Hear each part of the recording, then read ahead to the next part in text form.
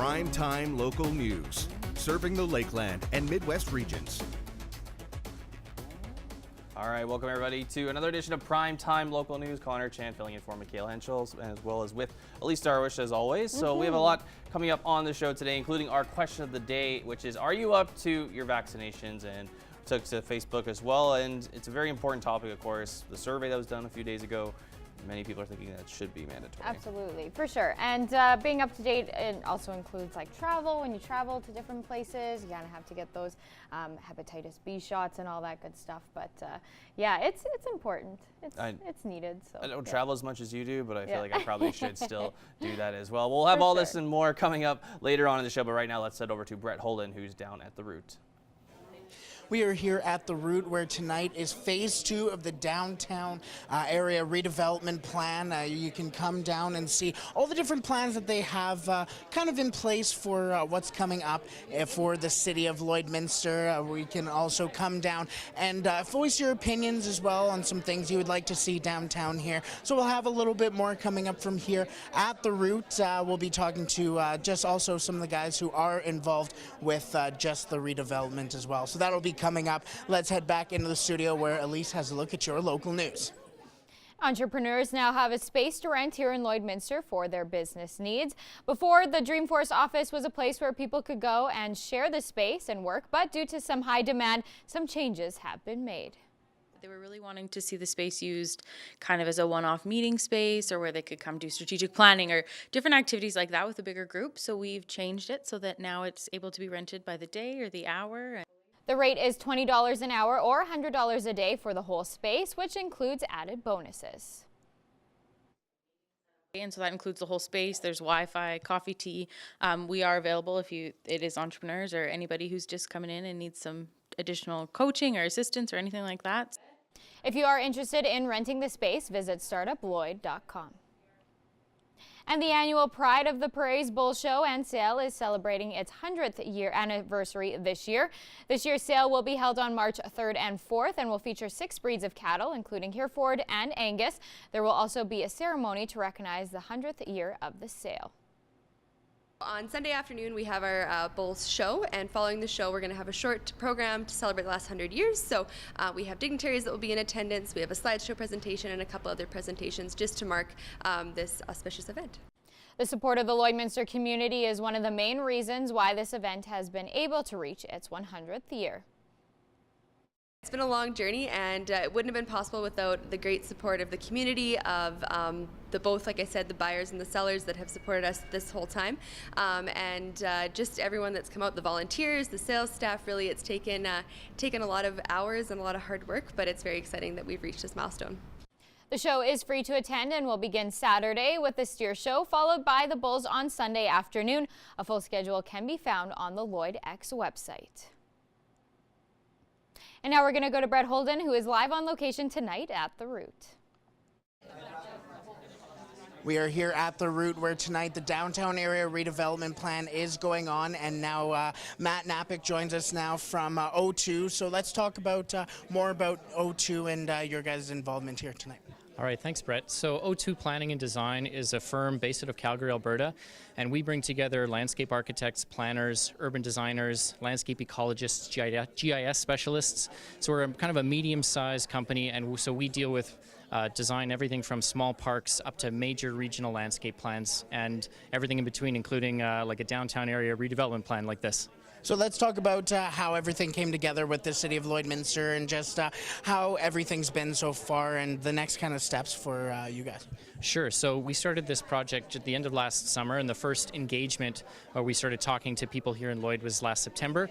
There's been a huge amount of momentum that's built since then. It's really promising to see a great turnout tonight for the open house. And I mean, really at this point, we have a whole bunch of great ideas. Most of those ideas have come from people here. There's a lot of excitement and there's a lot of energy around in reinventing this downtown space. And so I think from here moving forward, really it's about recognizing all the amazing things that are already happening, make sure they find their way into this plan, and then really making sure that the handoff maintains all the momentum that we've built so far. Perfect. We'll have a little bit more coming up from here at the Root. I want to thank you for joining us tonight. Thanks very much, Brett. We'll have a little bit more coming up from here, but let's head back into the studio where Connor has a look at your weather. All right, thanks very much, Brett. Taking a look currently outside right now in our city, minus 19 with mostly some sunshine as the sun starts to set down there. That wind chill, though, it does feel more like minus 26, and it's going to be a lot colder into the morning as we start our Friday. We feel more like minus 31 to start the day. Records for this time of year, 5 degrees back in 1988, while minus 33 back in 1994. Very big difference indeed. Take a look at the satellite radar map as I shift over this side here.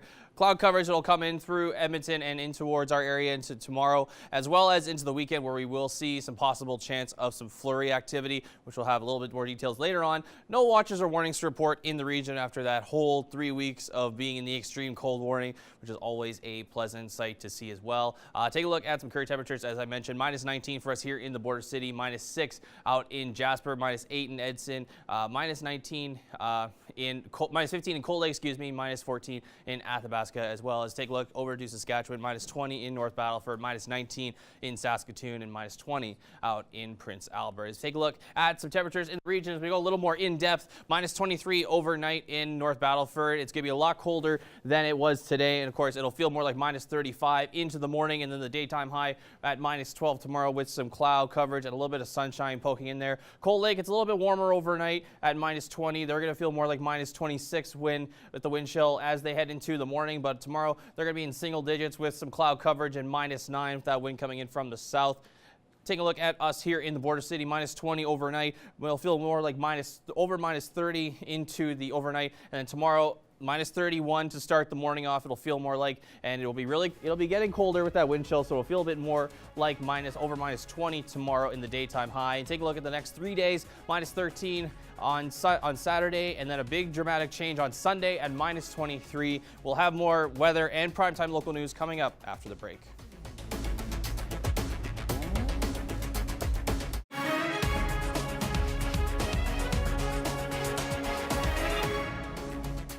Welcome back. The Market Watch occupies center stage even as bigger issues are looming in the wings. In this week's Ag Report, Gerard Lampo chats with a market analyst who is staying on the course.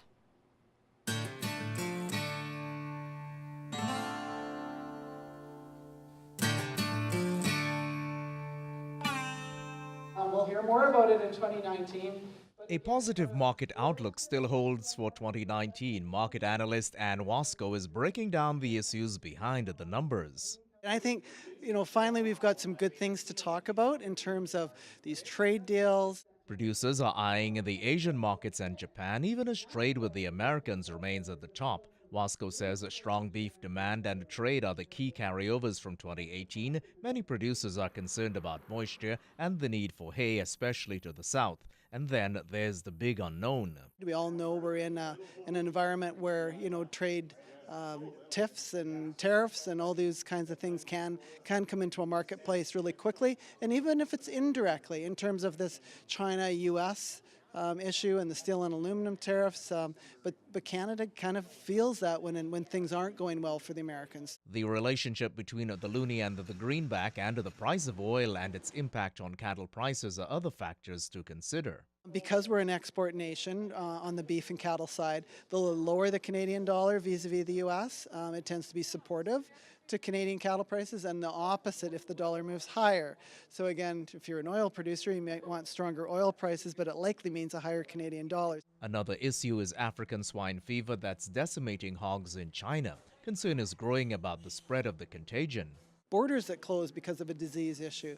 But in the case of African swine fever that's been discovered in China, that certainly has been devastating to sows, the sow herd, and some big losses occurring. Of course, more than half of the world's pigs reside in China, so this is a big deal from a global perspective. If there's a decrease in the supply of pork to North America, there could be upward movement for pork prices, which could push beef up. Turning to flooding in Queensland, Australia, losses are over $300 million with nearly 400,000 head of cattle destroyed. Still, Wasco reflects on the stable market prices of 2018 as well as positive demand and trade, with hopes the weather will pitch in to reduce volatility and maintain retail prices at the grocery. Consumers, we know, are becoming more demanding in terms of what they want and wanting more information about product. But I think we're starting to see, and I think this will continue to happen in 2019 and beyond, is that the industry, answers those questions, talks about, engages with consumers. Gerard Lampow, Primetime Local News. This Ag Report is brought to you by the Lloydminster Co-op Agro Centre. Depend on them for product, tools, and expert advice. Shop at your local Lloyd Co-op Agro Centre with branch locations in Lashburn and Neilburg. That's your egg news. Sports is next, but first we'll take a look at your egg prices.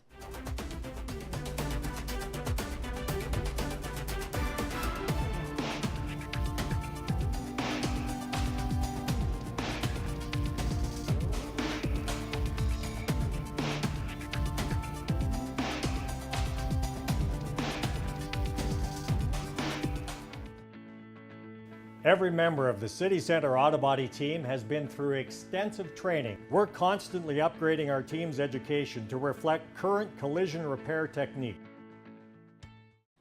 Taking a look at your local sports now, just missing out on the postseason still stings for the Lakeland Rustlers men's volleyball team, but they had a small consolation this week with 3 players being named to the North Division All-Conference team. Libero Giancarlo Funes, middle Tyler Williamson, and left side Alexia Walliser all received their first selections as third-year players. Since Coach Taylor Dreyer took over the program in 2012, the men's team has had only 2 all-conference players prior to this season. While the Rustlers would prefer a playoff berth, it's still an exciting moment. It is really cool for those guys and to be kind of recognized for the hard work that they put in and the things that they've been able to do, and all 3 of them were certainly deserving. The ACAC awards are voted on by each head coach. And the women's team collected hardware of their own, with Ray Sergeson winning Female Player of the Year. Sergeson was joined on the North Division All-Conference team by fellow 5th-year Shelby Becker.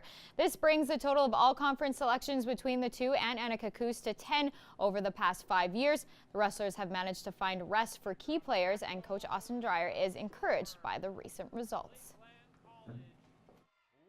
The last 3 weeks we've been playing at a really high level, and so I'm super confident in our group and what we're capable of. I've seen glimpses for sure of a team that can win a national championship, and heading into next week, it's just going to be about whether or not we're able to put it all together to get ourselves there. You can watch the Rustlers take on the host Ambrose Lions by going to ACAC TV. And the PWM Steelers continue to add to the season's accomplishments, with 3 players making the trip to Red Deer this week to compete at the Canada Winter Games. Goaltender Bella McKee and forwards Peyton Lambach and Haley Craig will compete for Alberta against the best in the country over the next week. Steelers are my family throughout the whole season. Along with Kitscoty High School, there's a lot of support for us. So to be able to represent them on a provincial and national level is a huge honor. The 3 players made the team after trying out against more than 100 athletes. And now we're going to go to Brett Holden, who is live on location at the Route tonight. We are here at the Route tonight for the developing the downtown area redevelopment plan. And we're joined now by Ben Harrison, who is on the advisory committee for DARP. And now, Ben, let's talk about just the process for establishing something like this. I imagine is a very long one. Yeah, it's been a really good opportunity since last fall. We're really happy to be here tonight to present some of what we've kind of discovered about our downtown, as well as the opportunity to work with consultants to bring in some best practices from other communities, pair that with the local knowledge presented from our advisory committee members, as well as from our previous engagement sessions in the fall. So tonight we're just here to gather some more of that local input and bring that forward into the final plan that will hopefully be produced later this spring.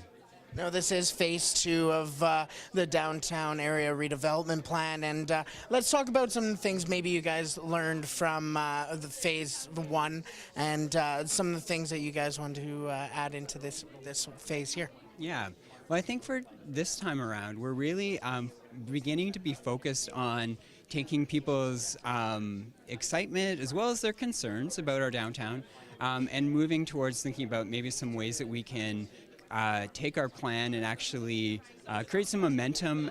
So obviously, you never want a plan to sit on the shelf somewhere or sit on a computer being unused. And so tonight we have the opportunity to start talking to people about what we call activations. So what are maybe some short-term projects or activities we can do that don't cost a lot of time or money, that help people get excited about our downtown. And really it's about engaging people. We don't just want them to be engaged tonight, but it's a continual process of building our community by having people be involved through our events, activities, and certainly supporting our local businesses. Perfect. And really quickly, we see a lot of people coming in tonight. Let's talk about just for you, seeing how much kind of support you see. Let's talk about the importance for you. Well, we certainly know that great communities are built by people who care. So whether people are able to participate in our session tonight, we'll be at the Bobcats on Friday night, as well as the Farmers Market at the Service Sports Center on Saturday.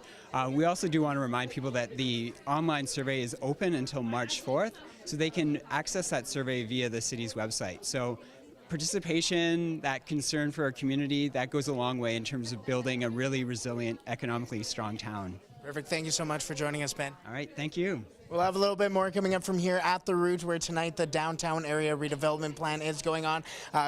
Doors do close at around 7 o'clock, so if you do come down here and voice your opinions, please do. Let's head back into the studio where Connor has a look at your weather now.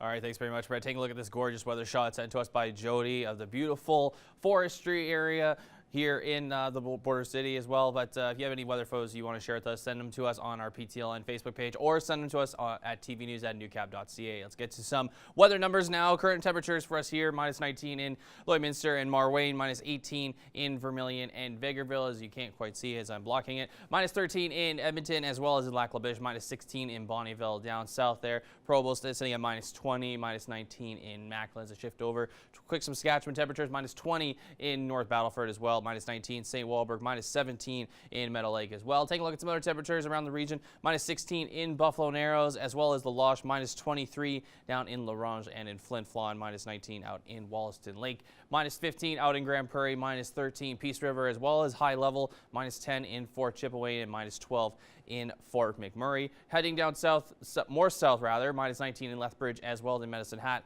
-8 in Banff, -13 in Calgary, -20 in Coronation, and over on the Saskatchewan side, -20 in Swift Current, -21 Kindersley, -22 Regina, -18 out in Moose Jaw. If we take a look at the temperatures for tomorrow, it's going to be a little bit warmer, -12. It'll be the daytime high, but the morning will be the most cold, as it will feel more like -31 in the morning. So -11 in Vermilion and Wainwright, and -9 in Vegreville, as it's blocking. As my left arm is blocking it. -11 out in Maidstone, -12 in North Battleford. Heading more out west, -5 in Edmonton, -9 in Vegreville, -10 out in St. Paul and in Bonnyville as well. If you take a look at some snow accumulation, as I did mention earlier, a 51% chance we're going to see some flurries on Saturday. As you can tell by the snow accumulation map around Saturday and Sunday, we are nowhere near the 4 centimeters, as you can tell on the grid, on the color chart there. That's more way out west, out in the British Columbia areas. But we will see a little bit of a dusting, if you want to call it that. So just be prepared for some snowfall on that weekend as well. If you take a look at the next 7 days, -23 on Sunday. It'll huge temperature change compared to the last 2 days. -22 on Monday, -20 on Tuesday, and then another big temperature jump as we get to single digits on Wednesday, with sunny skies, no cloud coverage, and -15 on Thursday with some sun and some cloud coverage. We'll have more primetime local news coming up after the break. And now we're going to go back to Brett Holden, who is live on location at the Root tonight. We are here at the Root, where tonight the downtown area redevelopment plan is going on, and we're joined now by Don Hames, who is the owner of Don Interiors down here downtown. And Don, let's talk about just for you being able to have something like this downtown. For you, you're personally affected through what's going on here. So how do you feel with everything that's going on? I just think it's really fantastic that some thought and some great designs work is going into the downtown. It's already one of the prettiest places. It has really beautiful old buildings. The bricks are some of them are 100 years old, and they were made right in Lloyd, just north of the downtown. So there's a historic component. There's so many amazing businesses downtown, and they're unique. Their head office is downtown Lloydminster. How cool is that, right? Absolutely. So let's talk about, for you, what are some things that you may want to see downtown, especially, I know, as I mentioned before, you're personally affected with your store here, but let's talk about some things that you would like to see personally and on a professional level as well. Okay, so I think there's some things that are missing in the downtown. We need a really good, amazing coffee shop that has pastries and soup and, you know, healthy salads and sandwiches and that type of thing, because there's a lot of people that work downtown, and you know, sometimes you just need that nice restaurant. Maybe you can have a business meeting there, bring your laptop, that type of thing. I also think it's really important to have the right business mix. There's still room for a lot of specialty type shops, and those are the type of shops that we like to see in the downtown, because they create a draw so that everybody prospers. Like when we all have our own unique shops selling our own unique things, then it just benefits everyone. Perfect. We'll have a little bit more coming up from here at the Route, where the downtown area redevelopment plan is going on. Thank you so much for joining us, Dawn. Thank you so much. Perfect. Let's head back into the studio now, where Connor and Elise will be talking about your question of the day.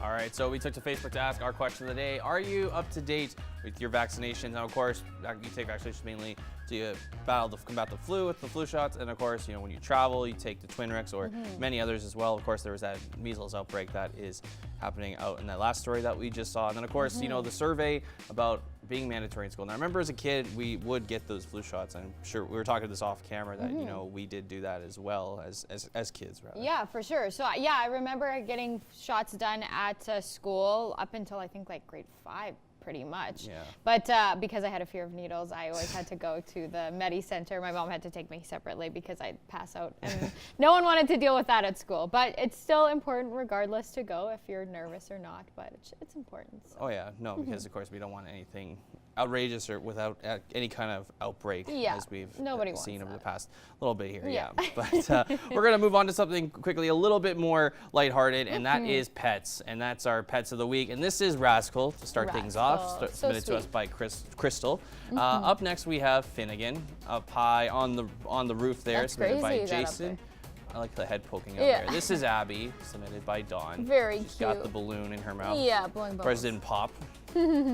Next we have Bailey, just playing with her toy, submitted there by Debbie. Cute. Very, very adorable indeed. And last we have Nala, submitted by Desiree. Sweet. Very, very cute. Those ears though. Very and cool. if your pet was shown, you are automatically entered to win a Pet Pad gift card, which we're giving away tomorrow at the end of the second hour of Primetime Local News. We want to see your pets. Send photos of your pet and their name to our Facebook, Twitter, or Instagram to have them featured on Pet of the Day. Your name will be entered into a weekly draw for a gift certificate from the Pet Pad.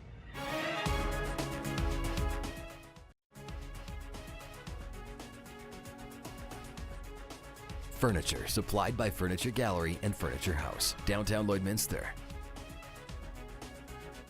We are here at the Route tonight, where the downtown area redevelopment plan was going on. If you weren't able to make it here tonight and not only see what the city has planned here, but also to voice your opinion as well, there is a survey on lloydminster.ca/development as well, so you can go on there. It will also be, the survey rather will close on March 4th, so go down if you want to still voice your opinion. That'll do it for me here tonight. Tomorrow we will be at the Bobcats game as they take on the Sherwood Park Crusaders, and we'll see some familiar faces as well, so we'll have that tomorrow. Let's head back into the studio where Connor and Elise will wrap up tonight's show.